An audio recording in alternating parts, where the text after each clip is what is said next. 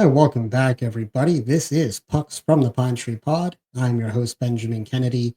Thank you so much for joining me this evening. Happy Wednesday night for everyone out there. We are post game Maine Mariners with an absolutely thrilling victory over the Reading Royals tonight, 3-2 in overtime from the Cross Insurance Arena in Portland, Maine. Absolutely phenomenal game. Had a little bit of everything for your hockey fans out there. Maine winning this 3-2. All the scoring happening between the third period and overtime tonight. Shots on goal tonight. Maine with 38, 10 in the first, 13 in the second, 14 in the third. And of course, the only shot of overtime belonged to Maine. Reading with 23 shots. They also had 10 in the first period, only three in the second, 10 in the third as they start to answer. And never, I don't believe they ever touched the puck in overtime. Power plays tonight. Reading was 1 for 3 on the night. Maine taking a couple of penalties there in that third period. And Maine was 0 for 2 on the night on the specialty teams. Goals, as we just said, it all started in the third period at the 1:08 mark. For Reading, it was Skirving with the first one, assisted by Grattan and Stucker. I believe it was Grattan, I believe, that kept the puck in and kind of led to a flurry and led to that first goal.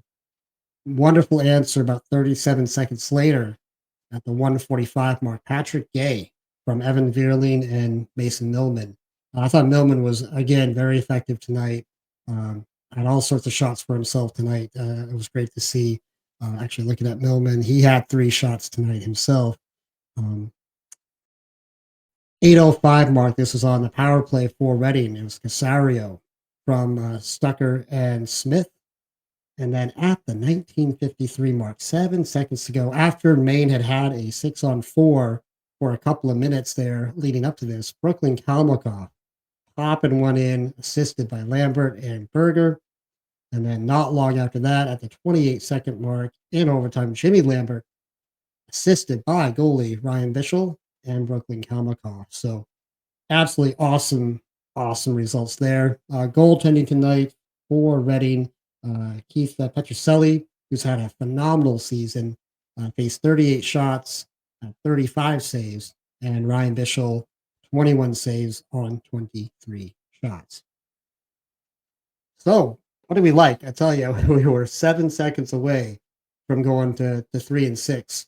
I think 4-5 sounds a heck of a lot better tonight if you're a Maine Mariners fan.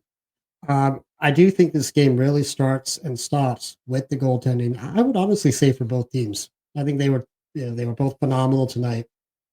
Bischel having to do a lot of work early in this game. First period defensively was, even though it was a nothing game, Maine, I don't know if they were pinching up too much into their offensive zone, uh, but they allowed Reading to get behind them often in that first period. I counted at least 5 between breakaways and odd man rushes in that first period. I think 3 of them were just straight up breakaways. And Bischel just stood on his head. I mean, it kind of made it look easy. I'm sure it wasn't, but he certainly made it look quite smooth out there. I'd say a couple of those going early in this game, it could change the whole context of what we saw tonight. So great job for Ryan Bischel doing that. Of course, only faced the 3 shots in that second period. So not as much work there where Maine really started to clean things up in front of him. And sometimes that's what you need from your goalie. You need him to get you through a period where maybe you're just, again, pinching too much in your ozone, or maybe you just don't quite have your legs yet, whatever it might be. Bischel was able to do that tonight. And like we said, those breakaways did get cleaned up as the game went on, which was definitely good to see. And I mean, again, I thought Petroselli did a heck of a job too. Didn't face as many high danger chances early, but certainly as Maine started going there, faced quite a bit more work, obviously, than Bischel, and kind of a deflating one for him, right? I mean, especially when Reading gets that lead, and then just 37 seconds later, Gay gets one by him, and then to be 7 seconds away from winning the game after, if you're, if you're Petroselli, you just survived that 6-on-4 where there was all sorts of activity, and I know that he was not happy with something there late in that game. I'm not quite sure what it was, if he felt like he was getting nicked by a player, or maybe some encroachment into his blue paint there. But he was certainly barking before Maine tied it up. Um, so sure, quite a tough loss. Yeah, I think Petroselli deserved a lot better tonight, but good on Maine for continuing to battle. This game definitely got physical. Um, into that second period, this is definitely a storyline from the game. It got real chippy, starting with Connor for Reading taking just a brutal hit, uh, or giving, I should say, a brutal hit to Connor Johnson. Johnson, who was first line center for us tonight. Uh, Luckily, Johnson was able to get up for the most part on his own power, but he was down for a few minutes. And of course, Willits went right after Connor. Pretty good response there. Jake not shy of throwing the gloves down, and did what he needed to do to answer the bell there. Luckily, Johnson was able to get up. Was not able to finish the game. We did not really get much of an update uh, post game, but certainly you hope it's just precautionary. They've got, of course, 3 games coming up. And you hope Connor's going to be all right. He's a big part of what this team is trying to do. So you had that hit there, and then later on in the period, Hudson takes just a brutal hit, uh, and just leads to a huge scrum where it was, I know it was Hudson and Capone for Reading that were both taken off the ice for.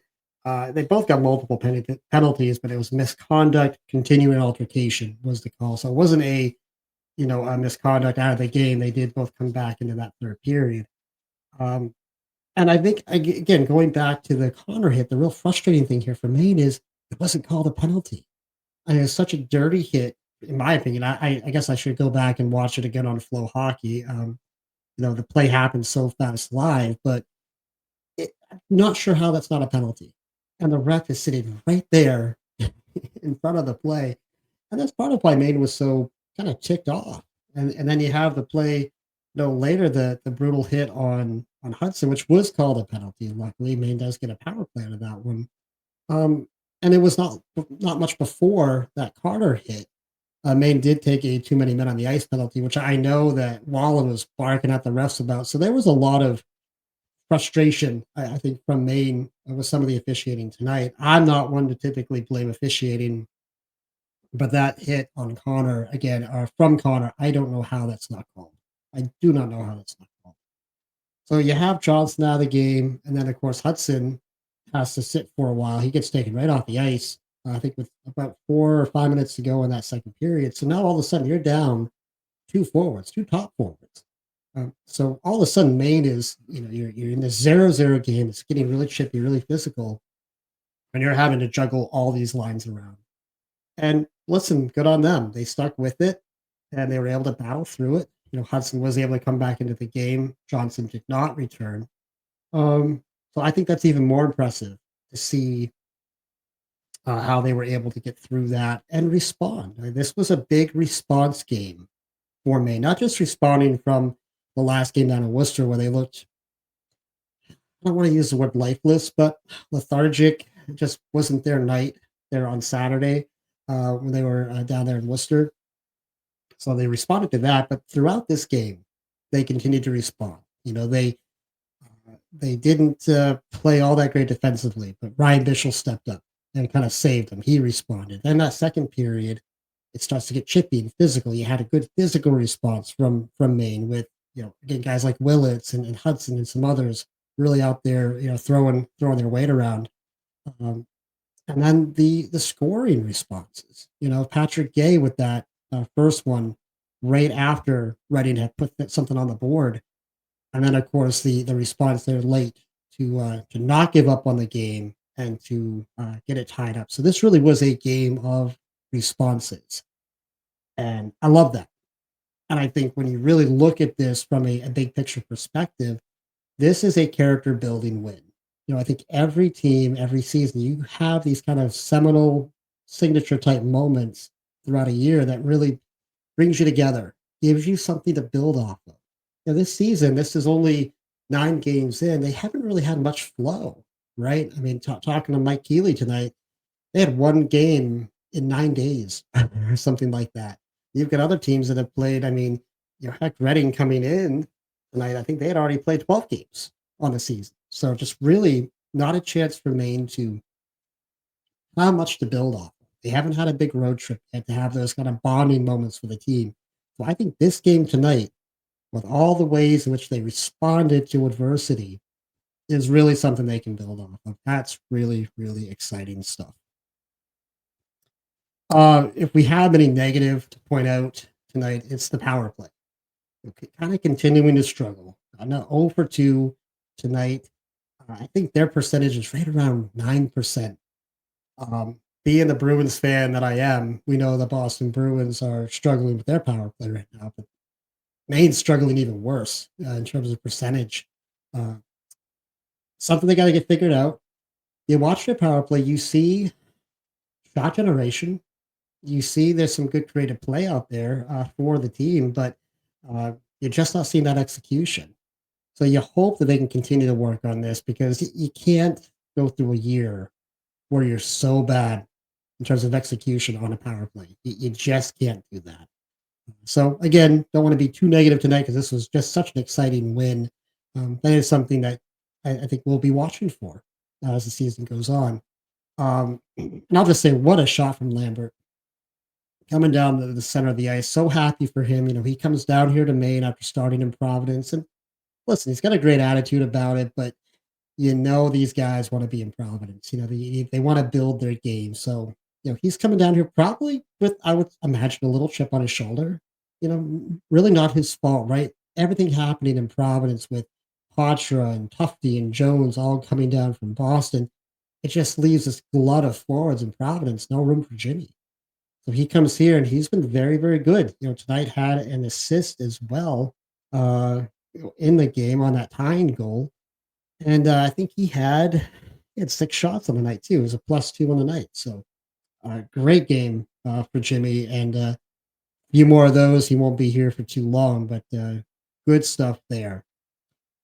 Couple other notes, and then we're going to wrap this up. Of course, we know Ripplinger was released today from the team with the roster adjustments needing to be made throughout the ECHL.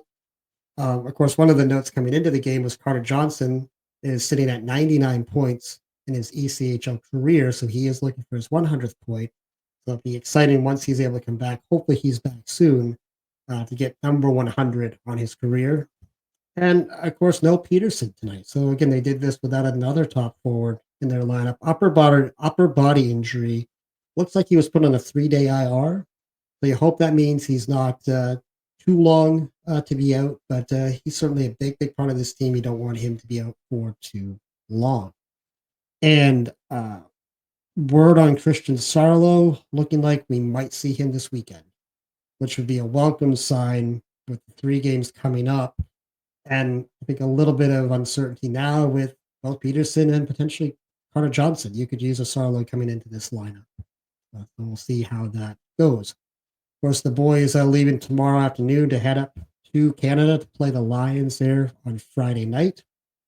They return home Saturday at 6 o'clock to play South Carolina, followed up with that 3 p.m.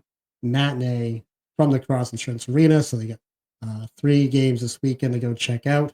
4-5 now on the season. Let's hope after Friday they're back to 500 and start building. Again, great character building win tonight. Let's see if they can build off of this. So thank you guys so much for watching. Exciting one tonight. That building was electric there at the end of the game. Loved hearing that crowd noise for such a kind of a smaller Wednesday night crowd. It was very, very energetic at the end of that one. But thank you again for watching and for listening. If you do like what you're hearing, please don't forget to hit that like and subscribe button down below. I do appreciate it. And thank you again. And until next time, be kind, show love, and God bless.